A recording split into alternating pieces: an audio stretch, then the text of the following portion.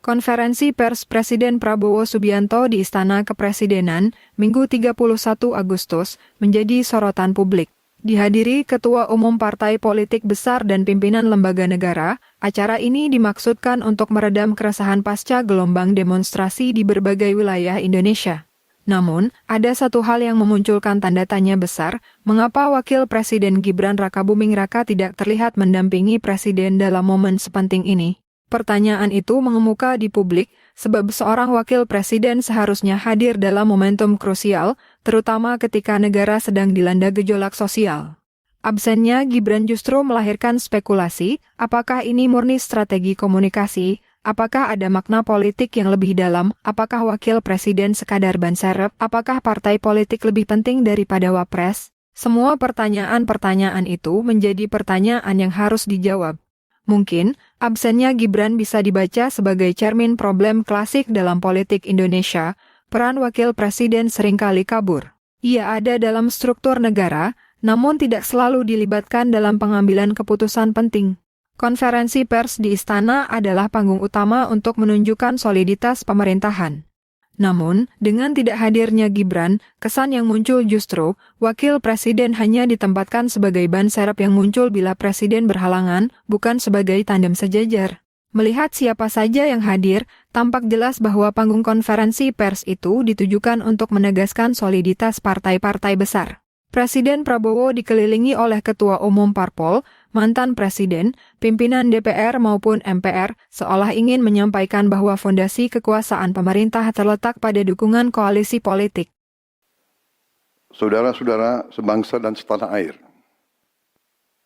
hari ini saya didampingi Presiden Republik Indonesia kelima, Ibu Megawati Soekarno Putri,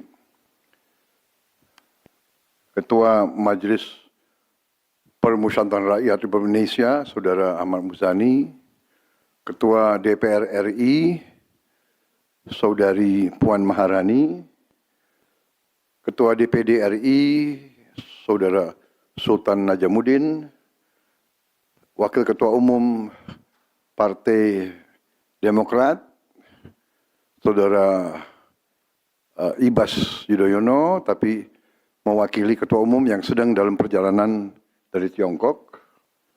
Kemudian Sekretaris Jenderal Partai Keadilan Sejahtera karena mewakili Ketua Umumnya yang sedang berada di luar kota. Saya juga didampingi Ketua Umum Partai Golongan Karya, Saudara Bahlil Lahadalia, Ketua Umum Partai Kebangkitan Bangsa, Saudara Muhaimin Iskandar, Ketua Umum Partai Amanat Nasional, Saudara Zulkifli Hasan, dan Ketua Umum Partai Nasdem, Nasional Demokrat, Saudara Surya Paloh. Kita tadi sudah membahas perkembangan situasi negara. Dalam skema ini, posisi Wapres mungkin dipandang tidak terlalu strategis untuk ditampilkan. Artinya, kehadiran Gibran bisa saja sengaja diposisikan di luar panggung demi menonjolkan dominasi partai politik sebagai mitra utama Presiden. Konferensi pers ini juga merupakan momen krusial untuk mengendalikan opini publik pasca bentrokan demonstrasi. Bisa jadi, ketidakhadiran Gibran adalah bagian dari strategi komunikasi politik. Dengan tidak melibatkan wakil presiden, pemerintah ingin menampilkan pesan bahwa semua fokus pada presiden sebagai pemimpin tertinggi, sementara partai-partai politik sebagai penopang kebijakan dan wapres tak perlu dilibatkan.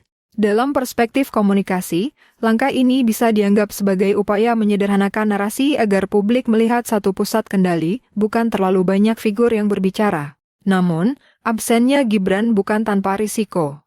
Publik bisa menafsirkan bahwa ia tidak memiliki peran signifikan dalam situasi krisis. Ketidakhadiran Gibran seharusnya menjadi bahan evaluasi, terutama bagi Presiden. Pemerintah perlu lebih bijak menempatkan posisi wakil presiden dalam momen strategis, agar publik merasakan bahwa kepemimpinan nasional tidak hanya bertumpu pada satu orang. Sehingga publik tidak lagi bertanya-tanya di mana wakil presiden saat negara menyikapi pasca gelombang demonstrasi di berbagai wilayah Indonesia. Absennya Wakil Presiden Gibran Rakabuming Raka dalam konferensi pers di Istana hari ini menimbulkan lebih banyak pertanyaan ketimbang jawaban.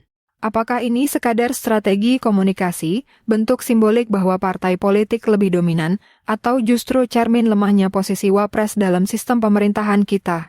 Yang jelas, publik berhak menuntut kehadiran dua pucuk pimpinan negara dalam momen krusial.